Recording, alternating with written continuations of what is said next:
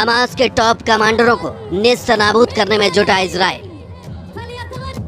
बदले की आग में जल रही है इजराइल की टॉप खुफिया एजेंसी मोसाद। हमास के खूंखार कमांडरों के ठिकानों पर इजराइल के ताबड़तोड़ हमले। निशाने पर है इजराइल का सबसे बड़ा दुश्मन मोहम्मद दाइफ। निशाने पर है हमास का सबसे बड़ा नेता याह्या सिनवार। इजराइल अपने एक एक सैनिक और जनता की मौत का हमास से इंतकाम ले रहा है। इसके लिए हमास के सभी आतंकी ठिकानों पर हवाई हमले किए जा रहे हैं। इसमें वो हमास के नेता भी शामिल हैं जो इनसे जुड़े हुए हैं। 7 अक्टूबर को इजराइल में जो ताबड़तोड़ हमले किए गए उसका मास्टरमाइंड मोहम्मद दाइफ को बताया जा रहा है। इजराइल का मानना है कि हमास के सबसे बड़े हमले को अंजाम देने के पीछे मोहम्मद दाइफ का ही दिमाग है। इजराइल दाइफ को नया उसामा बिन लादेन बताता है। दाइफ गाजा में अल कासम ब्रिगेड का सुप्रीम कमांडर है। इसी दाइफ को इजराइल खत्म करने के लिए जुटा हुआ है। इसके लिए इजराइल ने गाजा में दाइफ के पिता के घर पर जबरदस्त बमबारी की है, जिसमें घर पूरी तरह से तबाह हो गया। इजराइल का दावा है कि इस हमले में दाइफ का भाई, भतीजा और पोती की मौत हो गई, लेकिन अभी दाइफ के लोकेशन के बारे में कोई पक्की जानकारी नहीं है।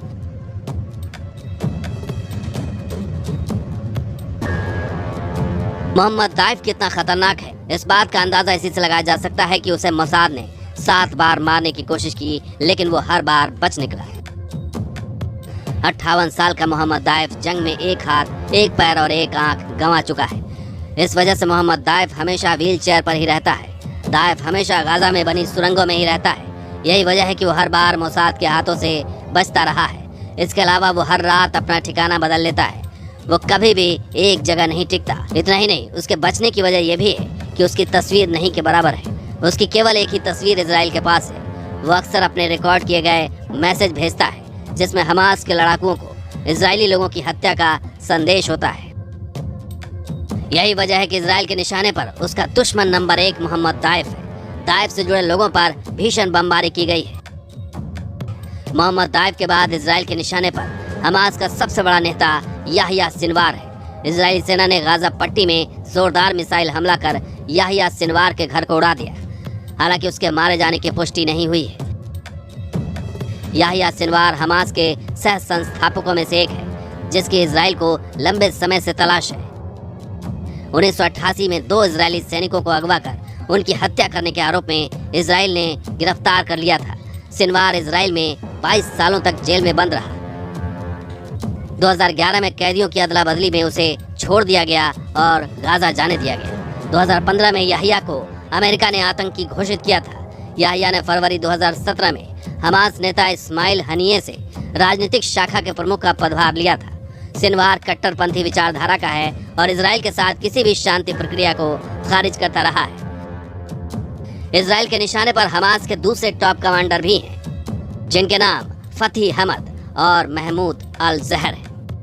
इनके खिलाफ इजराइल का अभियान जारी है। वहीं इजराइल ने दावा किया है कि उसने हमास के राजनीतिक ब्यूरो के वरिष्ठ सदस्यों में से एक जकारिया अबू मेमन और हमास के नीति ब्यूरो के राष्ट्रीय प्रमुख को भी हमले में मार गिराया है। इसके अलावा हमास के प्रवक्ता अबू उबैदा के घर पर इजरायली वायुसेना ने हमला किया।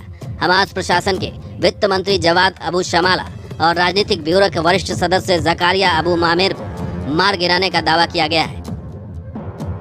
इसके अलावा हमास के एक और कमांडर मोहम्मद ओस्माइल के ठिकानों पर भी हमला किया गया है। हमास पर आखिरी हमला करने वाले हैं और इसके बाद वह हमास को जड़-मूल से उखाड़ कर फेंक देंगे, नष्ट कर देंगे। इसी के तहत अब इजराइल की आर्मी, नेवी और एयरफोर्स हमास की जो लीडर हैं, उनके जो नेता हैं, उनको चुन चुन कर उन्हीं के घर में या उनके दिल में उनको ढूंढ कर मार रहे हैं। पूरी दुनिया को पता है कि इजराइल अपने दुश्मन को कभी नहीं छोड़ता। यही वजह है कि जब हमास ने इस बार हमला किया तो इजराइल ने उसे पूरी तरह से खत्म करने की कसम खाई है। यही वजह है कि उसके निशाने पर हमास के वो टॉप कमांडर हैं जिन्होंने इजराइल पर हमलों को अंजाम दिया था। Team news nation.